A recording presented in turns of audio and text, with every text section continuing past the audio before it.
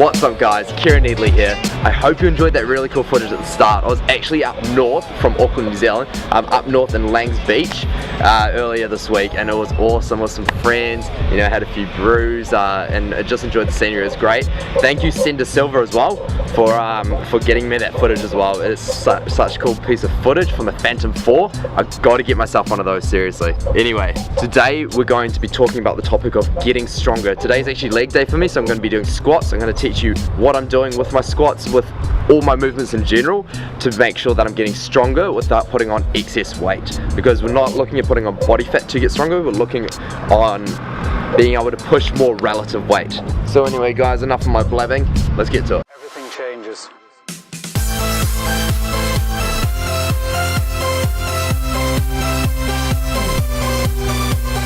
Alright guys, so strength work.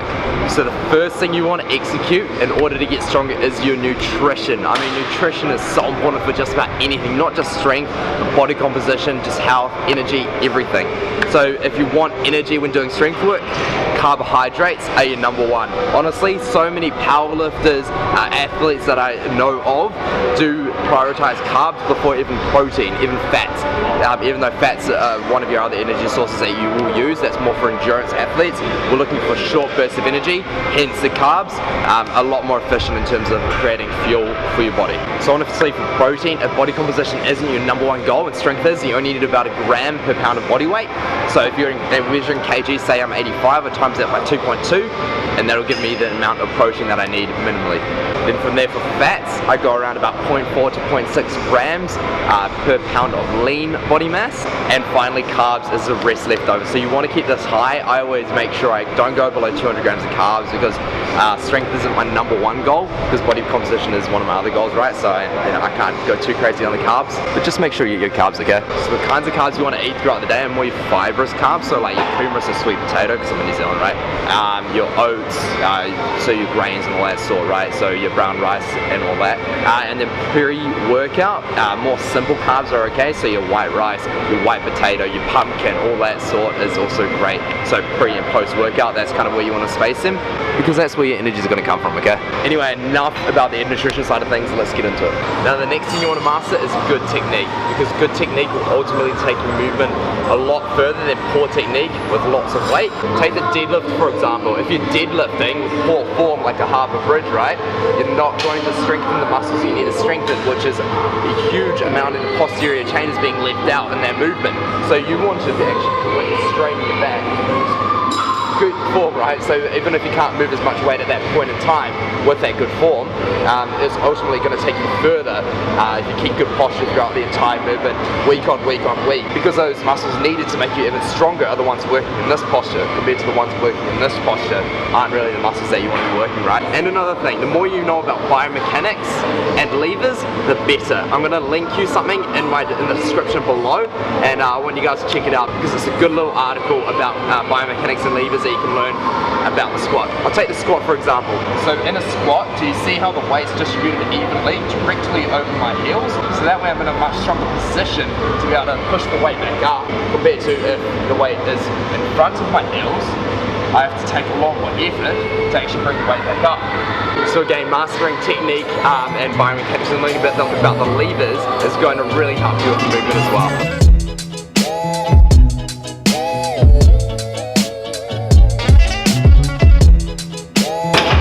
Next thing to be aware of is get on a program and stick to it. So basically I'm on a Greg Knuckles program.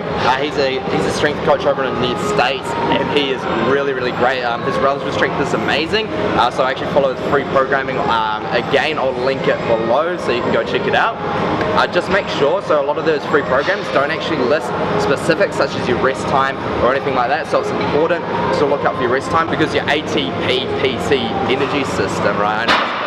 Right? It lasts for about 12 seconds, so when you're doing short bursts of energy like strength work, I'm just doing one rep at a time at the moment. It takes about 3 to 5 minutes at least to recover, so you want to be able to produce maximum effort when you come back to the exercise, otherwise you might not be able to hit the movement. So that's another important key. And on the topic of strength programs, don't mix and match programs. Find one and actually stick to it, because there's a reason why they'd use a particular rep range, particular set range, and so forth. So it's best not to mix them up, because that will defeat the purpose of taking on a particular strength program. So find one, stick to it, stick it out for about 8 to 12 weeks, and see if you make any progress. If you don't, move on to the next one. That's the only way you can find out what works for you.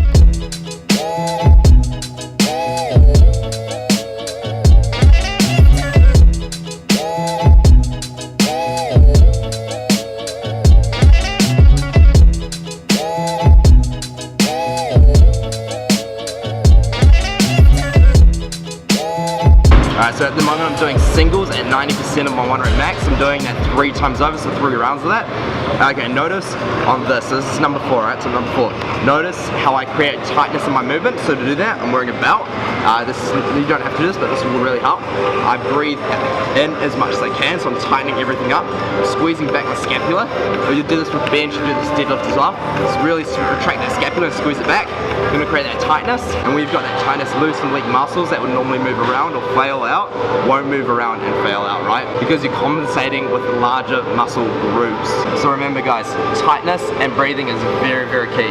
And one other thing, don't breathe out on the way up, because when you breathe out, you lose all your tightness. I mean, contrary to belief, a lot of people believe that when you're exhaling, you're producing power, which yes, in a way it's true. Like for example, if you're doing a martial art like karate, they have something called the ki, right? And you exhale as you punch. That's gonna create a short burst of power that you're gonna lose all tightness. So that's not going to be a longer duration power, which is what you need when you're doing a strength movement. You need to hold that breath, hold that tightness, and push through, and then breathe out at the top of the movement.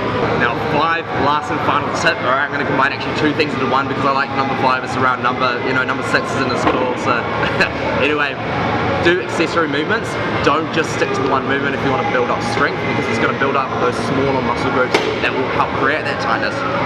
And these exercises will complement your other lift. For example, if you've got an imbalance, single lead movements such as reverse lunges, which is what I'm going to do now, are perfect, because I actually have a slight imbalance. My right leg is slightly stronger and more dominant. And of course you want to build up those muscles that will assist in the movement, such as your hamstrings, your quads, and your glutes. Be specific with those muscles after you've done the main movement.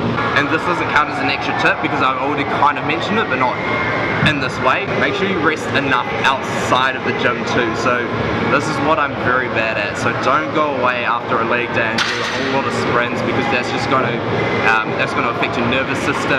Your nervous system won't fully recover. So come next week when you do your squats again, you know, they're not going to be as powerful. So I mean, sprints, don't get me wrong, are great, especially for squats. It's going to really help. It's going to help those fast twitch muscle fibers, right? But I just mean don't overdo it.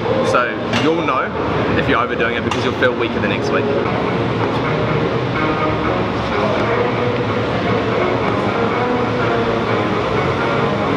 Anyway guys, that's it from me. Lastly, remember, if you want to build up strength, you need to be at least at your maintenance calories. So yes, you will be at a point where you'll be putting on weight, and that's the point where you'll be getting stronger, unless you're new to the gym. That's a different story, right? But anyway guys, I hope you learned something. Thank you so much for watching. Subscribe to this channel. I have a really cool video coming out next. You know, I'm going to film it over the weekend. It's going to be really cool, so stay tuned for that. Subscribe, and I'll see you later guys. Thank you so much for watching. Chur.